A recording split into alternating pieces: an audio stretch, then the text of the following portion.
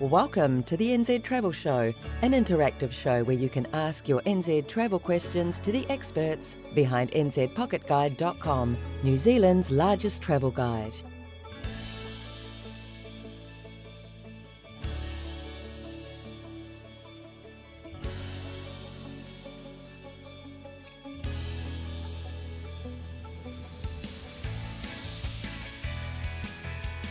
The NZ Travel Show will start in exactly 2 minutes.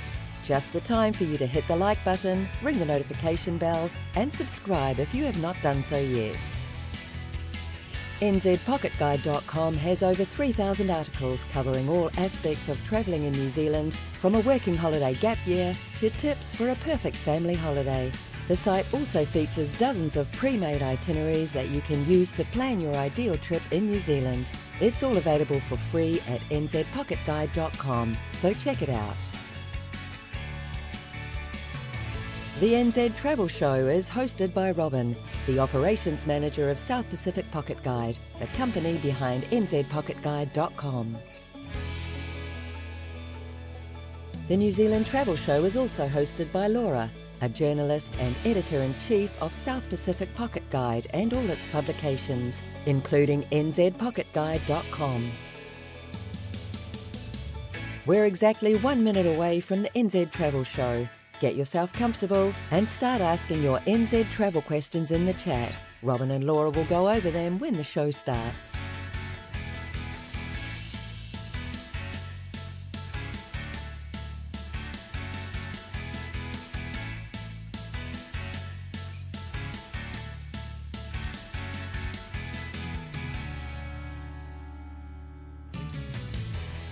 In 30 seconds, our experts will be live from New Zealand to give you all the practical New Zealand travel tips you need, from the best transport options to the best accommodations and activities to choose for the perfect New Zealand holiday.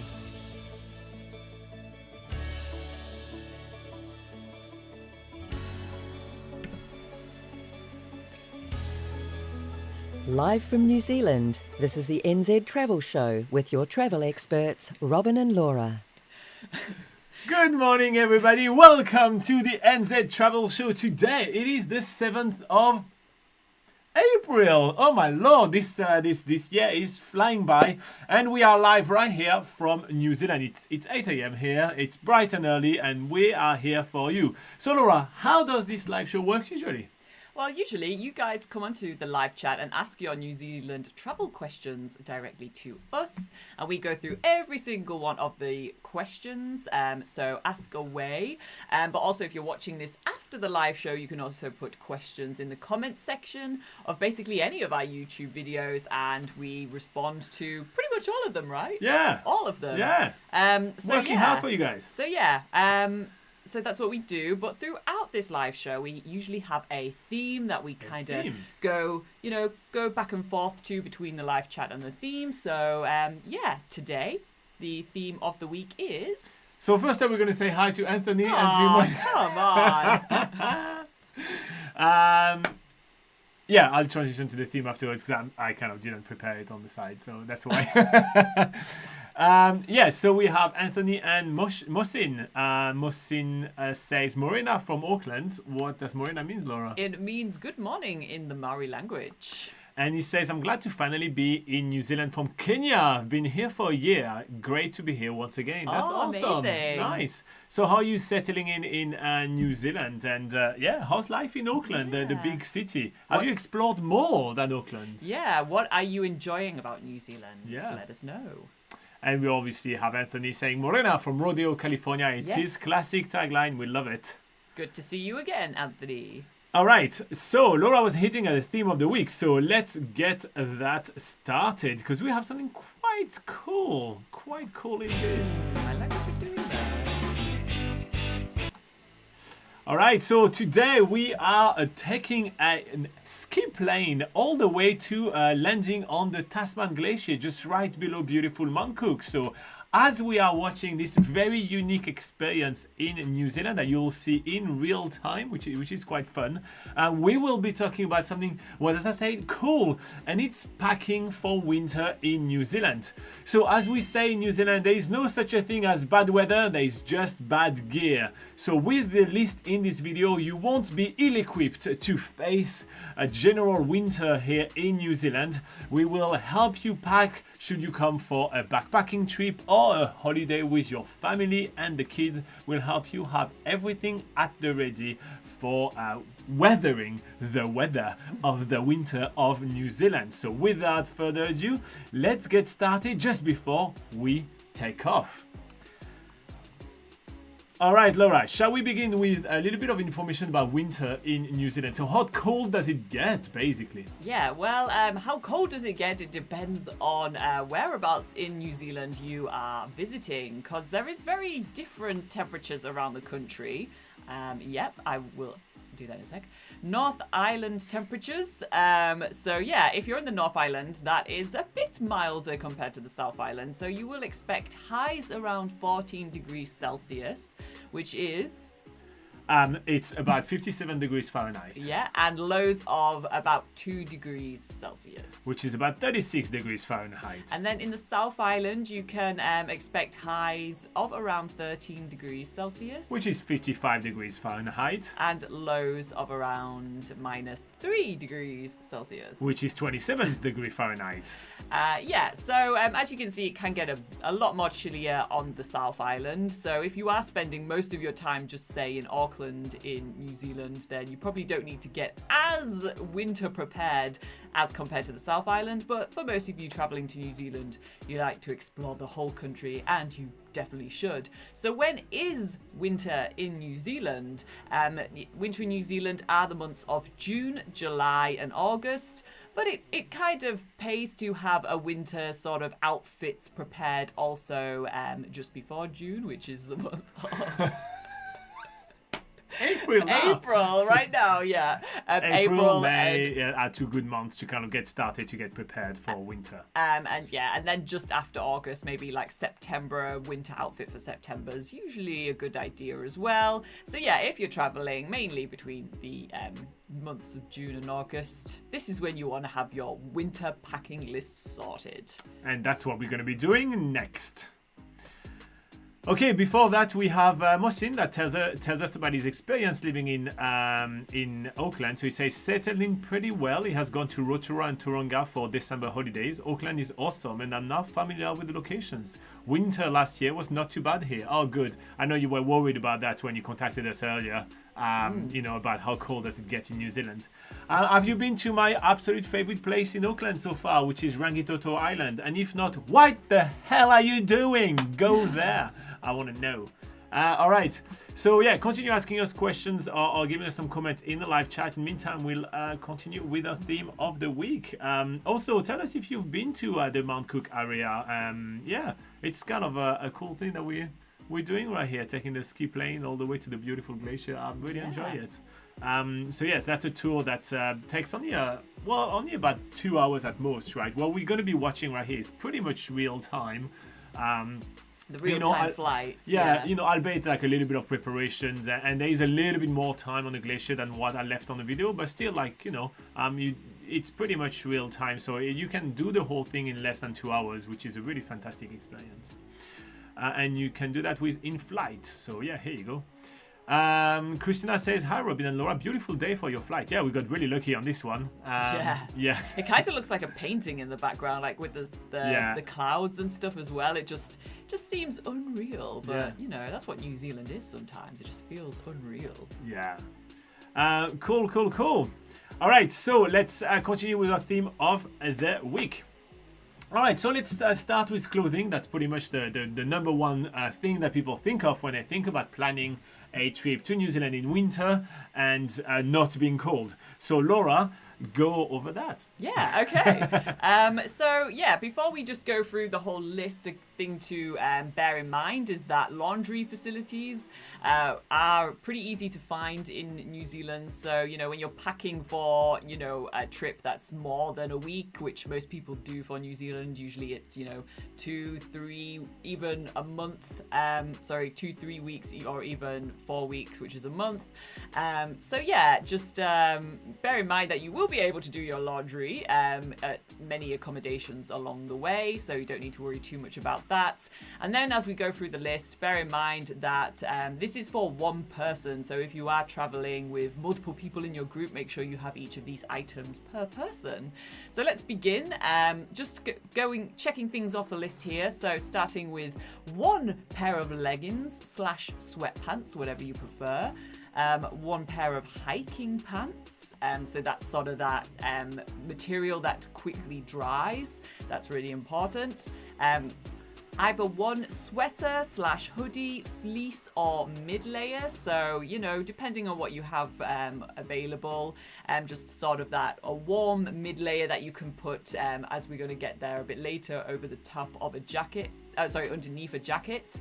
1 thermal underlayer, so this can be top and bottoms, so you can get long johns, which is really nice and toasty, especially if you're doing any outdoor activities in winter. Wearing them underneath your hiking pants is a really good idea. Yeah. And then thermal underlayer for your top as well, so you have that extra layer, that extra bit of warmth. And then, you know, if it does get a bit too warm, then you can always take that mid layer off and just have your underlayer, because usually the underlayer is the hardest to take off when you're on the go. So you have all those options to layer up and layer down. Next up, make sure that you have 1 warm, waterproof and windproof jacket. So this is your eventual over layer. So this is so if it starts raining, you definitely want to have a very good waterproof jacket. If you're doing any walks where it's, you know, where the wind is really high, then having some windproof, you know, material, which essentially is usually a waterproof jacket, does the job. Yeah. That will feel so much warmer than all that wind going through all your many woolen jumpers and stuff. Definitely will highly recommend the waterproof or windproof jacket on this one. And then for the rest, you'll want about 6 tops / t-shirts, whatever you tend to wear on that sort of area. 6 pairs of socks, preferably woolen, and the reason is that woolen socks dry a lot faster than cotton socks, and cotton socks can sometimes just, once they get cold, they sort of keep the cold. So usually better to have woolen socks if you can get those. 6 pairs of underwear, 2 bras if applicable.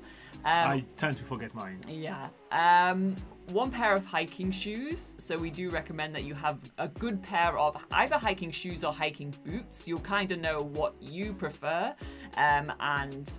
Walking shoes is usually comfortable even for like day-to-day activities as well. So having them, comfortable and preferably waterproof, that is kind of essential as well. 1 pair of flip-flops is a good idea, even in winter, especially if you're staying in hostels or campsites, perhaps where there are shared showers. That's a good idea to have flip-flops on. Or if you are doing sort of any water activities that you might want to quickly put on a pair of flip-flops to get around. For instance, if you're going to the hot pools and you're walking between, you know, hot pool areas, or if you've done the blackwater rafting caving adventure and you're just sort of getting yourself like quickly dry. Or if you're staying in a hostel and want to use them in the shower. Yeah, I already said that. Oh, wow. Robin is totally out of it. Oh, the scenery is so beautiful. I'm kind of looking at it and I'm like, oh yeah, Laura's talking. Yeah.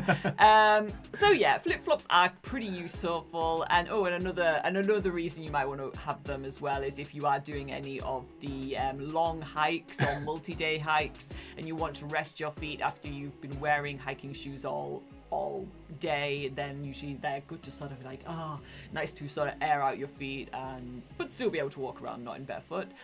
One pair of swimwear. So yeah, even in winter, there's Hot pools, baby. Yeah, there's even reasons to wear swimwear. So like Robin says, the hot pools, or if you are doing things like the caving in Waitomo, maybe some whitewater rafting, that sort of things. In some areas, whitewater rafting is available all year round. Not everywhere, but in some places. So you might want to have swimwear for those activities.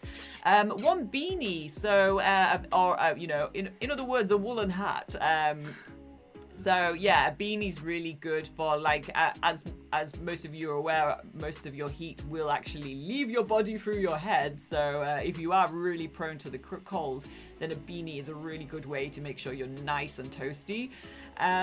One scarf or a neck warmer or whatever, there's different products that you can get for this. So a scarf or a buff, that sort of thing, to keep the chill off your neck. That is a good idea. And then finally, a pair of sunglasses. So yeah, even in winter, you can have stunningly sunny days, which is great. But if you're going, for instance, if you're going to, say, ski fields or going to any of these snowy regions, perhaps even taking this flight over Mount Cook, that the sun and the snow can have a lot of glare. So wearing sunglasses, especially also when driving, definitely an essential, even in winter. All right, so this list is basically the bare essential for winter in New Zealand. However, some travelers may prefer to take an extra, let's say, pair of thermal underlayers or mid layers and extra few things. So if you have room, well, obviously adapt this list to yourself. We also didn't include pajamas because you can definitely sleep in your underlayers. But if you feel like adding that, you can add your sweatpant leggings, top underlayers, or however you feel. So make sure to kind of customize this one as you can. So as we are approaching the beautiful Tasman Glacier, New Zealand's longest glacier, we will be moving on to Toiletries to pack very soon. Martin says he hasn't been to Rangitoto Island, but instead he went to Rotorua Island, which is nearby. Nice, that is cool indeed. Yeah, at least you've been to one of the Auckland Islands, so that's pretty cool. Another really good one to do is Tiritiri Matangi if you want to go see a lot of different birds. Yeah. Okay, shall we continue? Absolutely. All right, so next up on our list, we have toiletries to pack. Laura, take it away. Yeah, so again, obviously, toiletries is very personal to a lot of people. Some people have beauty regimes, some people do not. So, I have an ugly regime. Yeah, so obviously there's going to be bits of extra stuff you might want to add to this list or take off this list if you're like, I don't brush my teeth, what are you talking about? So this is just a good reminder list for those, just those extra things that you're like, oh, I didn't think about that, or oh yeah, I should remember to pack that. If you're just listening to that podcast just before you are packing or as you're packing your bag and you're just using it as a checklist to make sure you have everything. All right, so let's starting with the list. Let's go. So we suggest you bring toothbrush, toothpaste, shampoo and or conditioner, deodorant. Especially if you're taking bus tours with a lot of other tourists, please pack deodorant. Please use deodorant. Hairbrush or a comb, whatever you prefer to brush your hair with. Hair bobbles or bands. Feminine hygiene products. A razor. Moisturizer. Makeup. Q-tips. Tissues. Contact lenses or glasses, maybe a spare pair of glasses just in case you, break your glasses doing something silly. And finally, sunscreen. And yes, we're serious. Even in winter, sunscreen can be a pretty good idea, especially if you're going to high altitude areas. So perhaps you're doing one of the heli hiking tours, doing the Franz Josef. Or even what we're doing right here, which is the ski plane tour. Doing the ski plane tour where you're spending time, you're getting out of the plane and you're going into high altitude areas, maybe going to some ski fields. If it is a sunny day, then that sun can still burn pretty bad in New Zealand. New Zealand is known for having one of the highest UV levels in the world, even in winter. So definitely recommend getting some sunscreen, although you don't have to have a huge pot of it. Probably for winter, just a small tub will do, and put it in your day pack.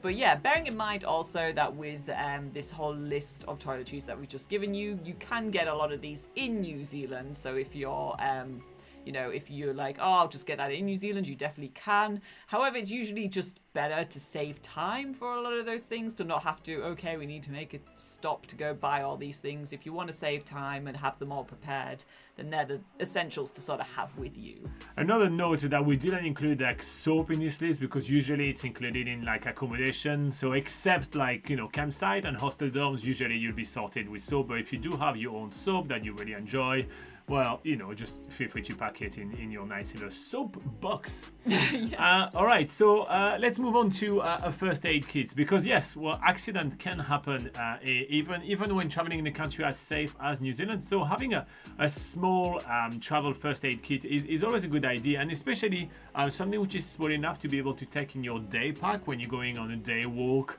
or something. Like, the likelihood is that you're never going to need to use it, right? But it's always good to have a small one packed. And also, by forcing yourself to actually use a small day pack style first aid kit, you also ensure that you are sticking to all the airline requirements for the quantity of things that you can carry with you, as well as the biosecurity requirements and all that. If you stick to that small one, well, likelihood is that you're going to be below all the quantities which require to be declared, etc. Right? Yeah. But again, if you're unsure about what you bring into New Zealand, in case of doubt, make sure to declare it on arrival.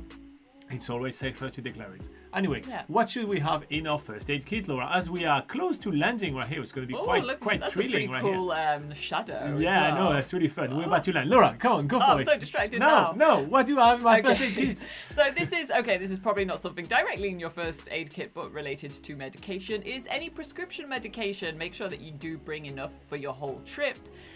Usually it's best to bring prescription medication in their original containers, so that it has like basically the name of the person it's prescribed to, and showing that it's prescribed from a doctor. It's not usually checked at biosecurity, but it is technically one of the sort of items required, that if you have got prescription medication with you coming to New Zealand, that it is prescribed to you and that you can prove that. Okay, so next up, just some quick stuff for especially for the first aid kit, are plasters / band-aids, depending on where you come from and how you say that. Disinfectant wipes, gauzes with clips or tape, tweezers, hand sanitizer, paracetamol or ibuprofen, antiseptic cream, and hydrocortisone cream. So there's some good sort of first aid kit essentials. And Christina in the chat is also adding to get some laundry strips. So they are those kind of like laundry sheets that you can just break into small pieces and put into your laundry as detergent. She say they were the best thing to bring for the laundry in the accommodation. It is true, although I have learned lately that polypropyl alcohol is actually a type of plastic, so it basically adds plastic into the waterways, which is not ideal. And I am quite upset that they sell all those laundry sheets as like a planet-saving. Yes, I'm very upset. They're not that eco-friendly because they're literally made of plastic. Anyway, we've made it onto the Tasman Glacier, so we're going to be exploring a little bit of the Tasman Glacier. And next up, we'll talk about some more miscellaneous that you need to pack for your trip to New Zealand.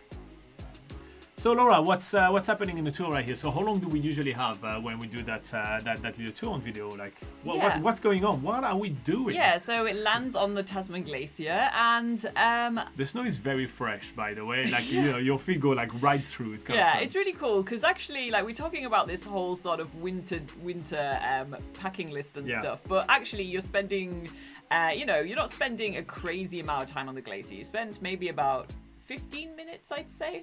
Was it? The amount of time that we're going to spend right here, it's a live video. So okay. The amount of time we're going to spend right here, but I'd say 20 minutes sounds about right. Yeah, so like, I know that I went up in my jeans and it was like... Yeah, we can see Laura in her red pair of jeans. I mean, follow, Laura is very much a do as I say, not as I do kind of girl it's right like, now. Okay, I mean, if this was a bad day, that would be like a bad clothes to wear. I'm just going to point out is because we did that tour kind of last minute, that wasn't the plan, and so it just fell upon us because they had some seat left. But yeah, obviously when you're doing these sort of activities now, it's look, I'm facing the camera. You're not spending too much time guys. up there, so you don't have to worry too much about what you're wearing. But yes, you can see we're all wearing our jackets and we're all nice and toasty up there. So yeah, you spend time sort of just like taking in the amazing views. We were taking lots of photos, and it looks like we're having a chat. Yeah. So yeah, you go up until like the top of that longest glacier of New Zealand and have a chat. Like I think there was two people from Japan that were there as well. They run like right on the side. They were taking a lot of photos and everything. So yeah, you can just take it in because and it's the same thing, right? On video, it doesn't feel like the scale of it of what it is for real, right? Yeah. This glacier is immense. It's huge. So when you are on there, even as a person standing in the middle, you actually can't even correctly kind of assume distances. It's so interesting. And you're below Mount Cook, which is not on camera right now. It's just a little bit on the side, the other side, that side on screen. Yeah, there is Mount Cook there, and so on top of that, the mountain is so big as well. It just makes everything that you're seeing around you is huge. So, except the plane, which is actually very small and crammed when you're inside the plane. It's kind of like, oh, I'm in a tiny plane. So yeah, it's pretty cool. So yeah, so you get plenty of time to actually enjoy and treat yourself, take a lot of photos and take it in. And the pilot actually comes out and kind of gives some information about the place and everything. And a lot of people have questions about the plane itself and like, can they always land? Like, is that normal to land where there is no places to land and everything? So yeah, because it's kind of it's a weird experience. Like, the landing, it looks really good on video, but when you're about to kind of land, you're kind of like, really? Are we all sure about that? Do we all agree on we should do that?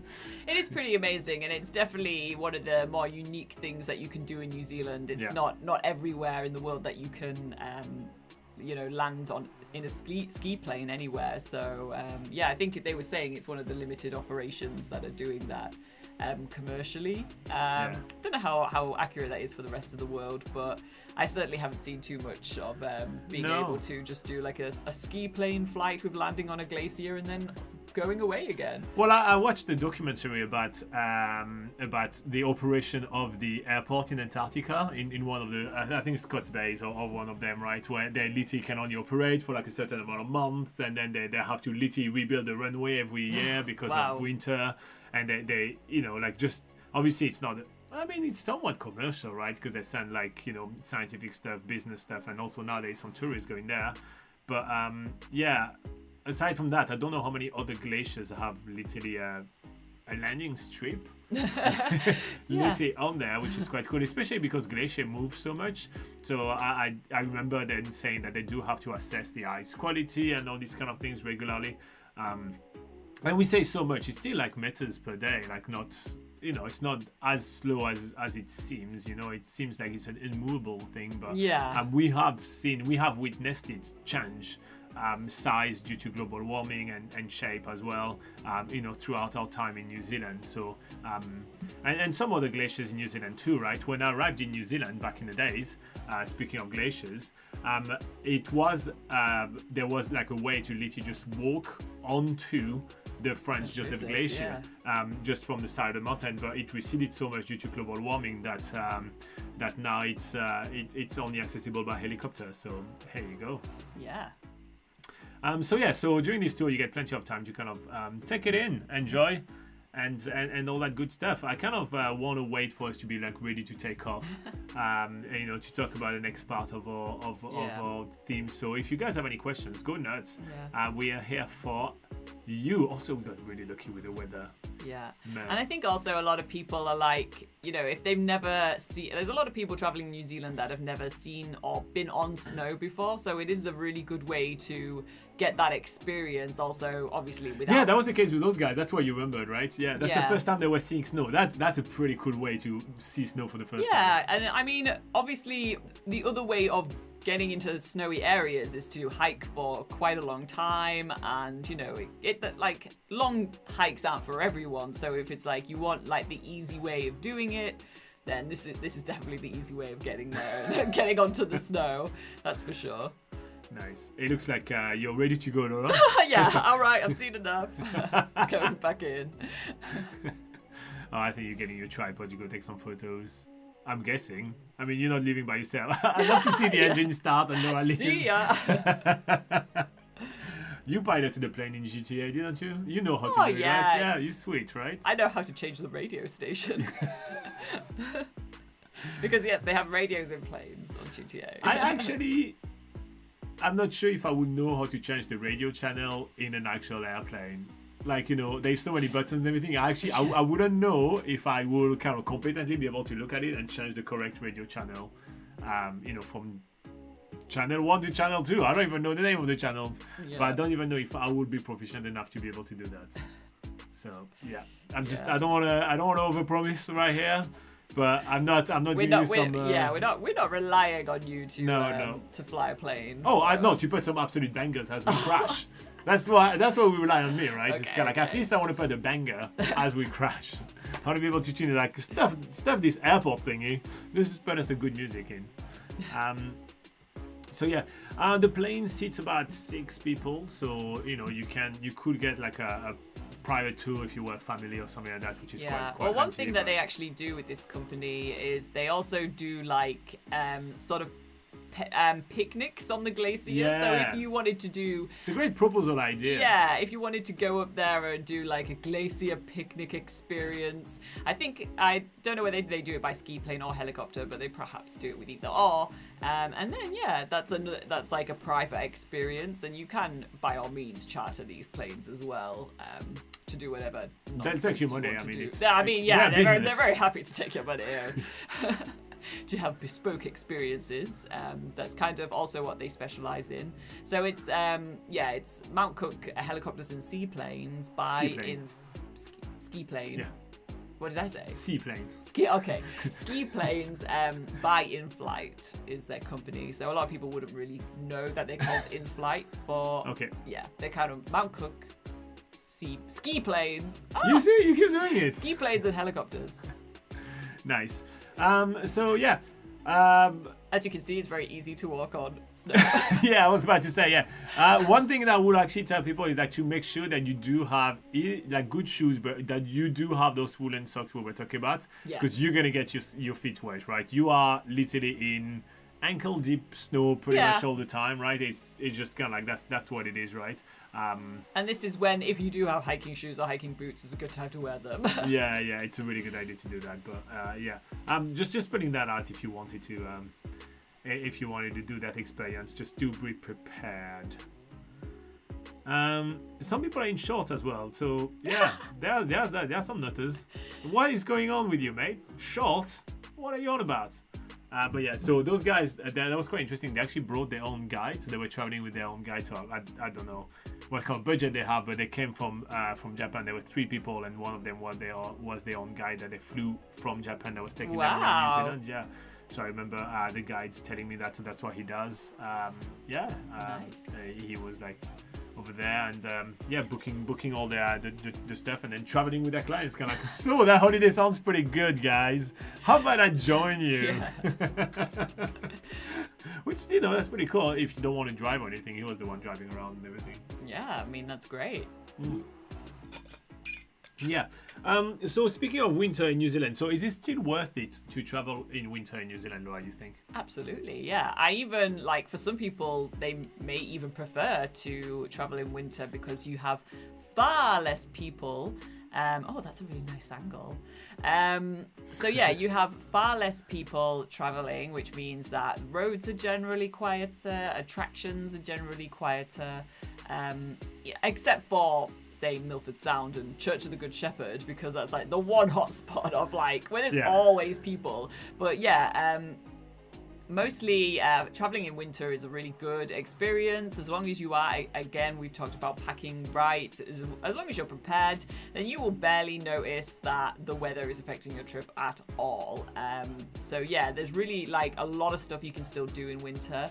The only things perhaps that you cannot do in winter that some people do like to do is the Tongariro crossing. However, you can pay for a guide to do the Tongariro crossing with, and even traveling in summer sometimes you can easily have the Tongariro crossing cancelled because of bad weather. So often that doesn't add too, you still have similar risk factors there, except for if you wanted to do that by yourself in winter, you probably cannot unless you have alpine experience and the right equipment.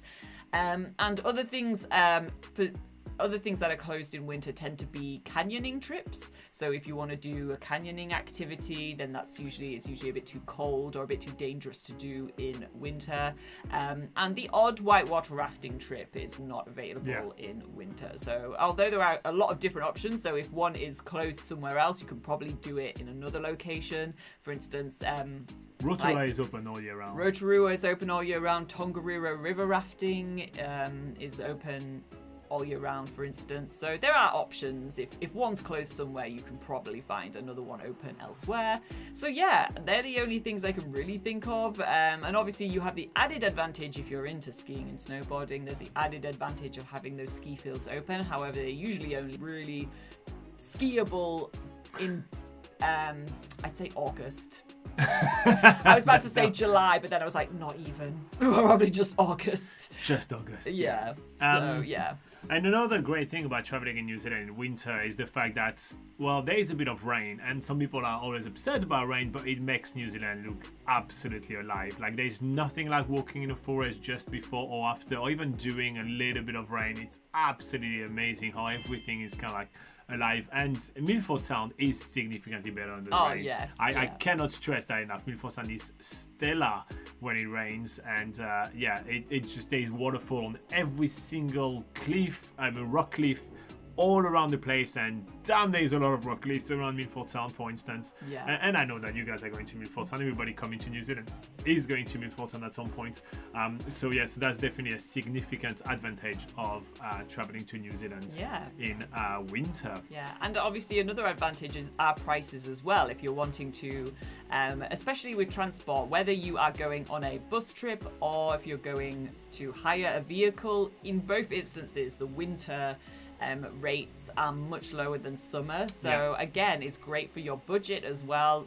So there's really a ton of advantages to coming to travel in New Zealand in winter. Just as long as you are, have a sense of adventure and don't let the weather sort of get you down if it does get a bit rainy here and there. Then again, that happens a lot in summer as well. So I mean, at least you're probably better prepared in winter for those eventualities. Macho X is here saying, Morena, I'm just jumping to say Morena as I've got a league game at 9 a.m. So rugby league is almost a religion here in New Zealand. So he's a referee, one of our lovely Patreon member, which reminds me, if you guys want to join us on Patreon, you can. It's nice. Plenty of perks. And thanks for popping in, Mature X. No, that's really cool. Yeah, hopefully your game is going awesome this morning. And they start playing rugby more when the weather gets worse. It's beyond beliefs, honestly, sometimes. But yeah. Ooh, Siok is here. That's been such a long time. Oh, I'm so glad you're here from Singapore. She said, hello, Rob and Laura. Long time no see. We had the best time in New Zealand in 2022 thanks to your advice. Oh, thank you very much. Yeah, we are watching a skip lane tour in Mount Cook. So right now we are on the beautiful Tasman Glacier, which is New Zealand's longest glacier. And we flew in and then we landed, and now we're taking a lot of photos. And then we're going to take off at some point. We're waiting for the takeoff to continue talking about packing for New Zealand in winter. Anyway, Siok, when are you back in New Zealand? What's the plans for you? Are you coming back to New Zealand, or what? Or maybe perhaps some other world travels? Yeah. Mount Cook is stunning and so special, she says. Yeah, it is. It is really, really amazing. Although I would like to point out, because we actually do get a question quite often, it is not advised that you climb Mount Cook unless you are, an experienced mountaineer. It's not advised that you do that climbing or that walk yourself, right? But there are some people that say, "Oh, can I go on top of Mount Cook?" No.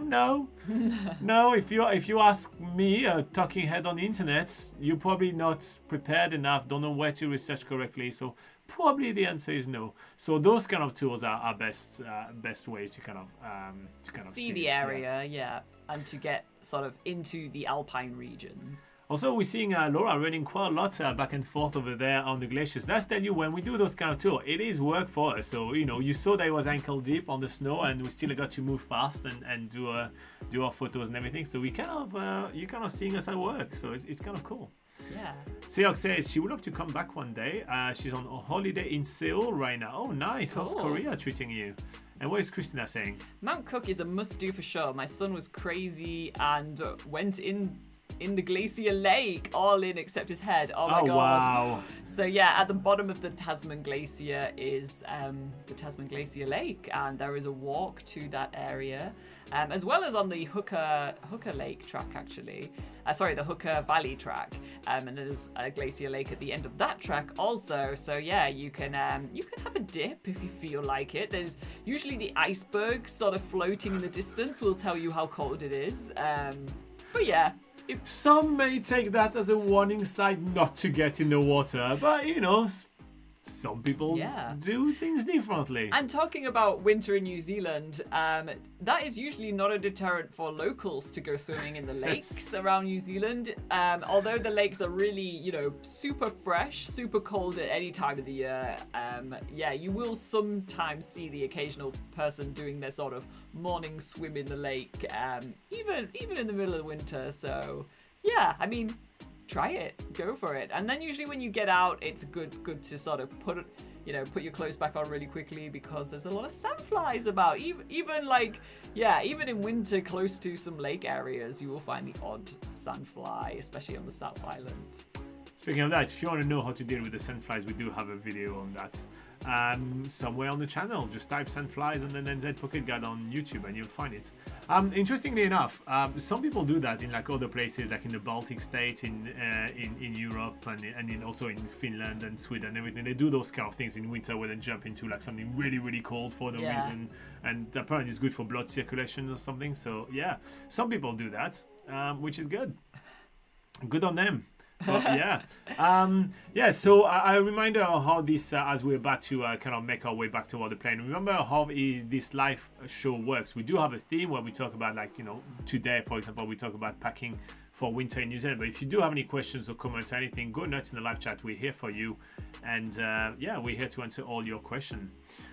Christina says it's called Polar Ice Dip here in Canada. When do you do that here? I think that's insane. I lived in Canada for a little bit and I was invited to do that, and I was like, nope, that's not happening. No. So yeah. Yeah, I much prefer a nice geothermal hot pool in New Zealand, personally. What? We pay for an ice bath. In Singapore, we pay for an ice bath? What are you on about? No, you're not. That sounds insane. What? Well, it's like a swimming pool, like a sauna places that you pay and you do things, but they just put the pool with just ice cubes in there? What? That sounds crazy. To be fair, I still do not understand ice bars where they put you in this big sort of walk-in freezer, make some ice sculptures, and then you're in there having a drink. I just don't get it. But I mean, like, a lot of people have sort of said to me, like, oh well, it's some people have never experienced -2 degrees before, so it's just the experience of experiencing that really cold feeling. I don't know. I just don't get it, really. But that's because you hate the cold. Yeah. You hate anything to do with cold. Yeah. And you're always cold. Yeah, exactly. She hates life. Give me like a scorching 50 degrees hot box. No. Seok say it's a health thing. Okay, so like saunas and stuff are also sold as health things as well. Extremes are healthy. Christina say yes, my son is going to be a personal trainer and has learned that ice bath / cold shower are healthy. Not for me though. Interesting. So therefore saunas are not healthy, or are they both healthy? But I think it's the middle ground. Isn't not the good. saunas it's meant to be good for your sinuses and stuff? Like it's. Yeah, maybe. Yeah, like that's why you put and also good for your pores. Oh. But yeah, no. I'm sure you'll still live probably the same amount of time in the same amount of way. If you only do it once in your life, it's probably not going to give you that much of a health benefit. Make it part of your daily routine, though. Yeah. Ice bath every morning, and I'm sure that I'm not sure, but that might do something to you. So from that angle, you actually can really see the size of the plane. For like all of us, it feels a bit like a clown car right now. It's like how many people are actually fitting in that tiny plane. It's kind of like, and here's one more, here's one more, here's one more. So yeah, it's kind of hilarious. All right. So the pilot is now locking us back in, and so as we are about to take off, let's continue with our theme of the week, because I was saying I wanted to do the taking off, with the next section of our theme. So we'll do that. If you guys don't have any other comments on crazy ice bath or reasons to jump into icy cold water for absolutely no good reason, you crazy people. Another good reason to bring your swimwear. Yeah, to go and jump in water with a bunch of ice cubes for that. Always travel with your swimwear, people. Indeed. All right, so let's continue with our winter packing list for New Zealand. So again, this is the packing list for you if you want to travel in New Zealand in June, July, and August, which are kind of the winter months. But obviously, use that packing list for any of the surrounding months around that. So listen, we've done the clothes, we've done the toiletries. There is a lot of other little things that don't really have a category. So this is all the miscellaneous. Laura, go for it. All right, let's just get straight into the list. So first up, you want to bring your New Zealand travel adapter. If you haven't got it, the Type 1 travel adapter, or none of your appliances work with the Type 1 plug, then you'll need that for New Zealand. Next up, you'll probably want a camera, or maybe your phone is just fine as a camera, but if you have a camera, bring it. If you have a phone, bring it. Electronic device chargers, so anything that needs charging or anything that needs extra batteries, perhaps, make sure you bring some of those. And it's especially a good idea in winter, right? Because batteries deplete faster when it's cold. So for that reason, if you're planning on traveling in winter or doing a lot of cold activities, then you realize that your devices are going to run out of battery much faster. And as another note to that, if you do have anything that you're bringing that requires, here we go, big batteries or extra spare batteries, it's usually a good idea to pack those into your carry-on rather than your check-in luggage, because lithium batteries are seen as sort of a restricted item that you can't pack in your check-in luggage, just so you know. Bring your passport, that's a good idea. Make sure that it is still valid, that it's not going to run out while you're here in New Zealand. Make sure that that's all up to date. Your driving license is good for well, no, it's not even good for ID. So your driving license, if you're getting it for car rental, and if your driving license is not in English, then you will probably need to get an IDP along with it. So that's translating it into English, and it's international driving permit. Yeah. Next up, make sure that you bring your flight ticket and return ticket, so you can just sort of like print those off. The e-tickets, just print them off as like an extra backup that you have those available. It is one of the requirements for coming to New Zealand that you do have a ticket leaving New Zealand or sufficient funds for getting a ticket to leave New Zealand. So it's also good to have as evidence as part of your sort of tourist visa conditions. Speaking of, make sure that you do have your visa and supporting evidence if required. So this is different for different people depending on what visa they're bringing. Make sure that if you are just visiting and you're from one of the visa waiver countries, then make sure that you've done the NZ before coming to New Zealand. And that's we have whole other videos on that subject and information on nzpocketguide.com, so you can check out more information about that if you are unsure about what all those NZETAs and NZTAs and blah blah blah are all about. You will also want to bring a credit or a debit card. Make sure that it is, it's usually best to have it as Visa or MasterCard. It's better to have contacted your bank as well to tell them that you'll be in New Zealand, give them your travel date so they don't block your payments once you do your first payment in New Zealand. That has happened. Moving on. Yeah, it's a good idea to bring some New Zealand dollars even to start with, or be able to take out some, bring some cash so that you can do some exchanges when you arrive in New Zealand, just in case there's any problems with your bank card for the first few days that you arrive. So yeah, that's a good idea. Another thing that you can bring is a reusable water bottle or water bladder. So the tap water in New Zealand is safe to drink. So by all means, you can reuse water bottles, and that's a really good idea to stay hydrated while you're traveling and doing perhaps more activity than perhaps you're usually used to doing at home. So definitely having that available is good. If you're planning on doing a self-catering holiday, i.e. you're not having all your meals out at cafes and restaurants, then bring maybe a couple of reusable food containers. Shopping bags as well. In New Zealand, we basically, you have to pay to get paper bags from the supermarket. So it's good to have some of your own sort of fold up nice and small reusable shopping bags if you want to save a few cents here and there. A travel towel is good if you're staying in campsites or hostels or holiday parks. Bear in mind that at most other accommodations like motels and hotels, they will have towels available for you. So that's up to you really. Travel games and entertainment, if you are, have some downtime, especially if you're traveling with kids and stuff, think of a way. The journey to New Zealand is very long. Journey to New Zealand is very long, so make sure you have plenty of entertainment to do with that. All right, so if you're planning on camping or staying in huts, obviously you'll need to pack a few extra things. So if you're planning to camp, you will need to get a lightweight tent and a sleeping mat. Do make sure that all the gears are properly cleaned to respect New Zealand's biosecurity laws.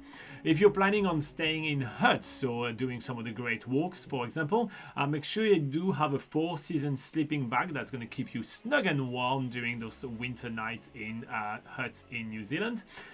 You also probably will need a torch slash flashlight. Damn, that was close to that snow. I know, I was thinking that. Okay, you guys don't get distracted by the video. It's all fine. If you do have a camping stove, those one that kind of like clip themselves on top of a canister, that's a pretty good idea to bring that, because you can get the canisters in New Zealand.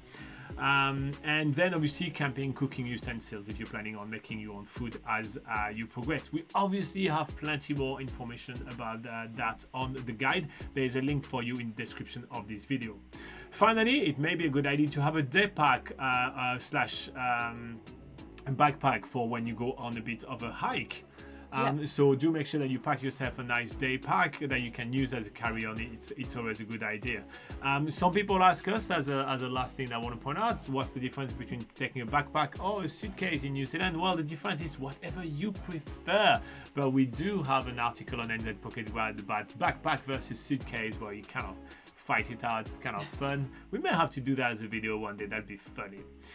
Anyway, so that wraps up this video about what to pack for winter in New Zealand. If you want everything in a written format, so you have a checklist, there is a link in the description of this video, and that will send you to the right article on NZ Pocket Guide. If you find this video useful, make sure to like, subscribe, and click all the buttons. We don't like to harass you about it, but YouTube really wants us to harass you about it, so please do that sometimes. And you can also join us on Patreon if you want our personal help to plan your trip to New Zealand, like Seok and Christina that were in the live chat today. It's really fun to plan your trip together with your weekly group calls, which is really fun, where we actually can all just chat together about your upcoming trip. And there is also a support group on Facebook, which is exclusive to our Patreon members, so you have access to us, basically all week long, which is quite cool. Anyway, we see you in the next video. But before we actually finish this live show, Christina says, if you are a coffee drinker, an AeroPress and a hand grinder are great to bring and get beans at roasters around the country. Yeah, it's a nice little What's extra an tip. AeroPress? I think it's one of those things where it's like shaped like an hourglass. Okay. And you have like the sort of coffee grounds sort of at the top, and then you boil it on a stove, and then it kind of like seeps the hot water. Oh through. yeah, it's kind of like it's almost hexagonal, right? Yeah, okay, Yeah. I see what that is. Yeah, I think AeroPress is a brand of one. Okay. It's a portable press. Okay. Okay. Well, we'll have to give that a quick Google. Yeah. Cool. So yeah. Anyway, a coffee, but it would work with one of those as well. Any sort of coffee press thing, and a hand grinder. Yeah. So around New Zealand, there's plenty of cafes and like places where they actually sort of roast their own coffee beans. And Christina is a coffee expert, so. Yeah. So you can definitely pick up lots of different coffee beans around the country and stuff as you're traveling. So yeah, it's a really cool souvenir to bring back home as well. Yeah. Rick says, see you in the Patreon show. Oh, nice, that'll be fun. And Seox says, very useful as usual, enjoy your trip. And Christina says, yes, so it's easy to use and a lot of hostels have hot water machine that works great with it. Okay, cool. So it's like a portable device so you can have your drips of coffee like non-stop. I think at some point, water is a thing as well. I don't think, if Laura had one of those, she'd drink coffee all day long and she'd be like, she probably Bouncing off would the sleep walls. quickly. Yeah. I'm just gonna have a quick look to see Yeah, what you're one curious looks now, aren't like. you? Yeah, AeroPress. Yeah, Laura is googling it now. You have a curious. I really don't want her to get one. No, I probably won't, but I'm just. This would be crazy. Can you put just the images? I just yeah. want to see what it looks like. Okay, so Okay, so it's like a coffee plunger. portable one, I guess. Portable plunger. Portable plunger. Okay, interesting. But you'll need your hand grinder as well. Because the beans need grinding. Interesting. Okay, yeah. Christina says they are not expensive. Oh, it's not about the money. I just think it will be unhealthy for her to already when she has a coffee. I'm not joking. Laura go like woo. She has access to daily coffee all day long. I think I'm crazy. Anyway, all right, everybody. We see you next week for another video, and the theme of next week is. Is it Lake Tekapo? It is Lake Tekapo. We'll talk about beautiful Lake Tekapo, which pretty much everybody goes to see from the Church of the Old Shepherd. What else is there to do other than see the Church of the Good Old Lupins? Shepherd? The Good Old Shepherd. There is also that photo, that photo to take of that beautiful dog statue. Don't forget the dog statue, people. Exactly, that's worth doing just for that. Anyway, so I hope that you guys enjoyed seeing the Mount Cook ski plane video. We certainly did. We got distracted multiple times throughout the videos, but yeah, that was fun. Yeah. And we see you everybody on Patreon in about 9 minutes. So see you in the group call. Bye bye. See you next week.